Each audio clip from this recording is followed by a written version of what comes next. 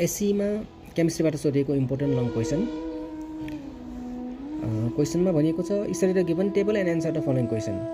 यहाँनिर टेबलमा दिएको छ PQR एलिमेन्ट PQR, यसको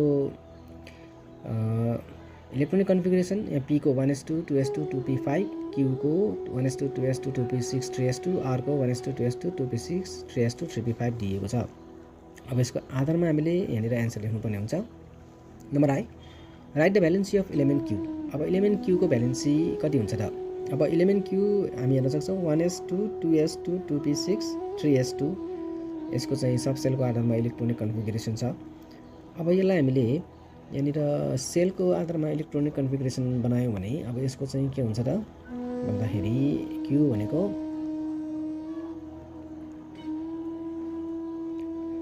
282 हुन्छ।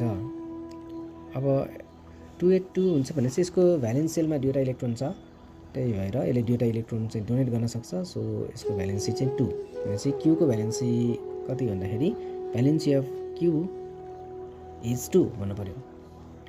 अब अर्को क्वेसन चाहिँ यहाँनिर between P and R which one is more reactive why. अब P र R मा कुन बढी रिएक्टिभ छ त, यो पनि हामीले यहाँनिर चेक गर्नु पर्यो। अब P भन्ने बित्तिकै चाहिँ अब हामीले हेर्छौँ P भनेको चाहिँ P को इलेक्ट्रोनिक कन्फिगरेसन 27 हुन्छ भने R को चाहिँ अब इलेक्ट्रोनिक कन्फिगरेसन हेऱ्यो भने 287 हुन्छ। अब यो P र R मा कुन बढी रिएक्टिभ त भन्दाखेरि यो P र R दुवै नन मेटल हो, त्यही भएर P र R मा चाहिँ P बढी रिएक्टिभ हुन्छ। अब P चाहिँ बढी रिएक्टिभ हुन्छ वाइ भनेर पनि सोधिरहेछ, किन त? अब किन भन्दाखेरि अब P is more reactive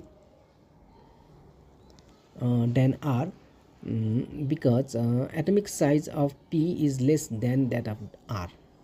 Due to less atomic size, electrostatic force of attraction between the nucleus and the valence electrons is more in P than R. So, element P can easily gain one electron than R. That's why P is more reactive than R भनेर answer लेख्नुपर्ने हुन्छ। अब अर्को question यहाँनिर सोधेको छ right the balance chemical equation of the chemical reaction between Q and R। अब Q र R बीच जुन केमिकल रिएक्सन हुन्छ त्यसको चाहिँ हामीले ब्यालेन्स केमिकल इक्वेसन लेख्नु पर्यो। अब यसमा Q भनेको के हो त्यो थाहा पाउनु पर्यो पहिला। अब Q भनेको के छ त यहाँनिर Q भन्ने बित्तिकै हामीले अब यो 282 भनेपछि यो म्याग्नेसियम भयो र R भनेपछि यहाँनिर 287 भन्ने बित्तिकै R क्लोरिन भयो। अब